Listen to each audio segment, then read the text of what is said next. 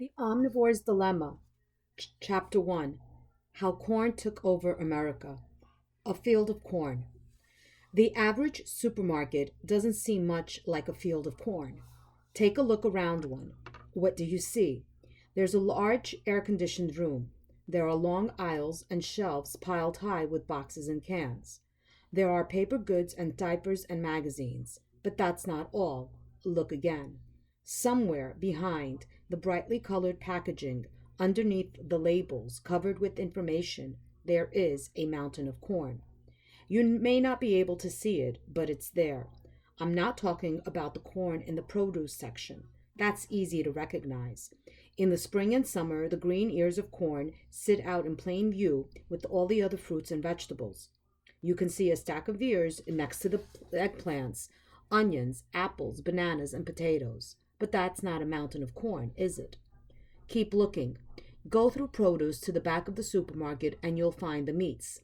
There's corn here too, but it's little harder to see. Where is it? Here's a hint. What did the cows and pigs and chickens eat before they became cuts of meat? Mainly corn. Go a little further now. There's still a lot of corn hiding in the supermarket. How about those long aisles of soft drinks made from corn? That freezer case stuffed with TV dinners? Mostly corn. Those donuts and cookies and chips? They're made with a lot of corn. Supermarkets look like they contain a huge variety of food. The shelves are stuffed with thousands of different items.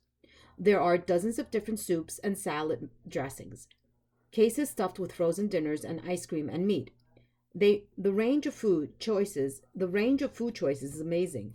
Yet, if you look a little closer, you begin to discover it's all corn. Well, maybe not all corn, but there's still an awful lot of it hiding here, a lot more than you suspect. We think of our supermarkets as offering a huge variety of food, yet most of that huge variety comes from one single plant. How can this be? Corn is what feeds the steer that becomes your steak.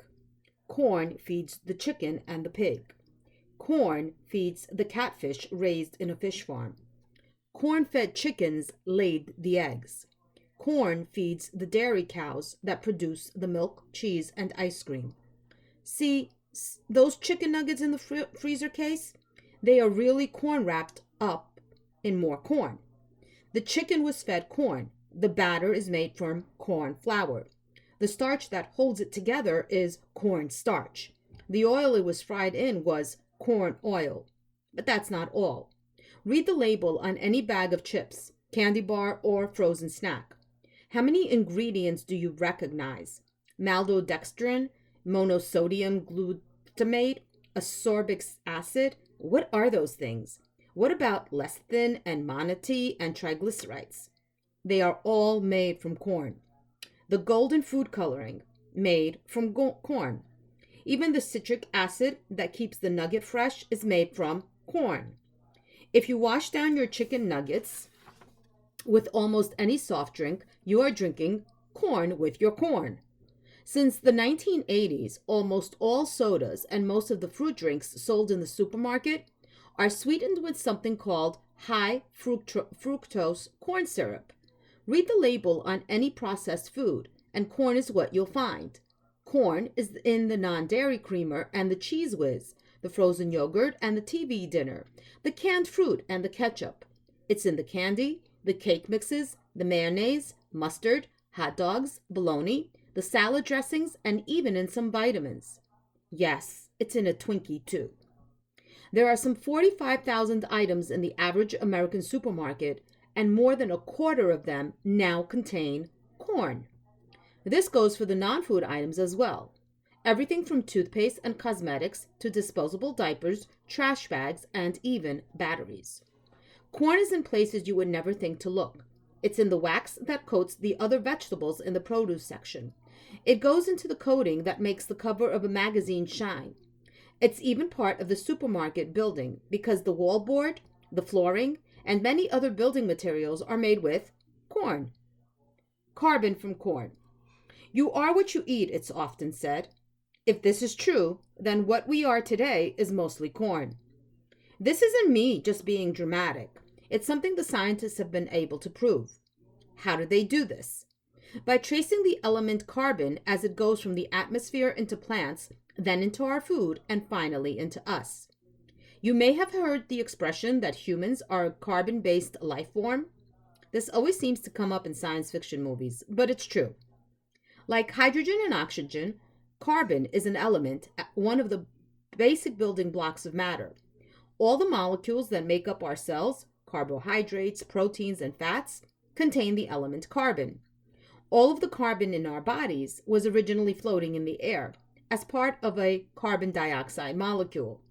Plants take the carbon out of the carbon dioxide and use it to make food, carbohydrates. They do this through a process called photosynthesis. In photosynthesis, plants use the energy of the sun, photo means light, to synthesize, make food. All of our food, in fact, almost all life on Earth, can be traced back to photosynthesis in plants. It's more than a figure of speech to say that plants create life out of thin air. So the plants take carbon and make it into food. Then we eat the plants, or we eat animals that have eaten the plants. That's how the carbon winds up in our cells. But not all carbon is the same. Corn uses slightly different types of carbon than other plants. So, by looking at the type of carbon in our cells, scientists can tell how much corn we have been eating. Todd Dawson, a biologist in the University of California, Berkeley, has done exactly that kind of research. He says that when you look at the carbon in the average American cells, we look like corn chips with legs. Americans don't think of themselves as corn eaters. Our bread is made from wheat flour. We don't eat a lot of corn on the cob. When we think of serious corn eaters, we often think of people in Mexico. About 40% of their calories come directly from corn, mostly in the form of corn tortillas. Yet Americans have more corn in our diet than Mexicans. It's just that the corn we eat wears many different disguises. How did corn take over America? It's really a tremendous success story, for corn anyway. Corn has managed to become the most widely planted crop in America. More than 80 million acres of farmland are planted with corn every year. Today it covers more acres of the country than any other living species, including human beings. It has pushed other plants and animals off the American farm. It has even managed to push a lot of farmers off the farm. I'll explain that later. Corn is now one of the most successful plants on Earth. It's important to remember that while humans use plants and other animals, it's not a one-way street. Plants and animals don't just sit around waiting for human beings to use them. They use us too. The ones that can adapt use our farms and cities to spread and multiply. Corn became king of the farm and the supermarket because it adapted itself easily to the needs of farmers and food makers. It had qualities that human beings prized. Those qualities allowed it to spread and grow until it worked its way into every corner of our lives and every cell in our bodies. The Rise of Maize. When Columbus returned to Spain after his first voyage, he described many wonderful things he had seen to Queen Isabella. One of his discoveries was a towering grass with an ear as thick as a man's arm, to which grains were affixed in a wondrous manner and in form and size like garden peas, white when young. The grass was called maize, but today we know it as corn. Corn began as a wild grass called Tosinite. Tosinite means mother of corn in the Native American language Nahuatl. Tosinite still grows in some places in Central America, but if you saw it, you might not recognize it as the mother of corn. Tosinite ears are no bigger than your thumb. They are not covered in thick husks. The kernels are tiny seeds. Yet long before Columbus arrived, that wild grass had managed to evolve into maize and spread across North America. Corn spreads because it could adapt to the needs of human beings. Of course, it needed human help. Humans selected bigger ears with fatter kernels and planted those seeds. By the year 700, Indians as far away as New England and Canada farmed maize. Corn had begun its march to world domination, but it still had a long way to go. After Columbus, the Native Americans were conquered by the Europeans. But maize or corn had no loyalties to the Maya and other people who had helped it spread. It was only concerned with its own survival. The Europeans presented a way for corn to spread even farther. The plant quickly adapted to the new humans and their needs. The first thing corn did was push aside the European crops the new settlers brought with them. The European plants just couldn't compete. For example, wheat brought from Europe did not do as well as the native maize. A seed of wheat might, with luck, yield 50 new grains of wheat. A single planted corn could seed 150 to 300 fat kernels. Corn won that contest easily. Corn continued quickly to win over the new settlers by being very useful. It could supply them with a ready-to-eat vegetable, a storable grain, a source of fiber, an animal feed, and heating fuel. Corn could be eaten fresh off the cob or dried on the stalk, stored over the winter, and ground into flour. Corn could also be mashed and fermented to make beer or whiskey. No part of the big grass went to waste. The husks could be woven into rugs and twine. The leaves and stalks made good feed for livestock. The shelled cobs could even be stacked by the outhouse and used as rough substitute for toilet paper. In the competition for the king of the crops, corn left the European plants in the dust. Settlers who stuck to the old world crops often perished. The colonists who recognized corn's usefulness did well. And of course, one thing the successful farmers did was plant more corn, helping maize to build its kingdom. Corn helped the colonists and the colonists helped corn. Corn made itself useful in one other important way. It turned out that corn was an excellent way to store and trade wealth. Dry corn is easy to transport and almost indestructible. The farmer can take any surplus to market and sell or trade it. In the new colonies, corn often took the place of money. Corn allowed farming settlements to become trading settlements. Corn made the slave trade possible. Traders in Africa paid for slaves with corn and then fed slaves corn when they were brought here. Corn was the perfect plant for the growing economy of the colonies. And just as important, the new colonists gave corn away to get to the rest of the world. M. Poland, food detective. Once I realized how much of our food is made from corn, I began to look at supermarkets differently. Instead of a giant variety of food, I saw corn hiding in every aisle. Now, I have nothing against corn. There's nothing more delicious than a roasted ear of fresh, sweet corn. But I didn't understand why there had to be corn in everything we eat. Who decided that corn would be our main food? How did that happen? Where did all this corn come from, and how did it take over our supermarket? So I decided to find out.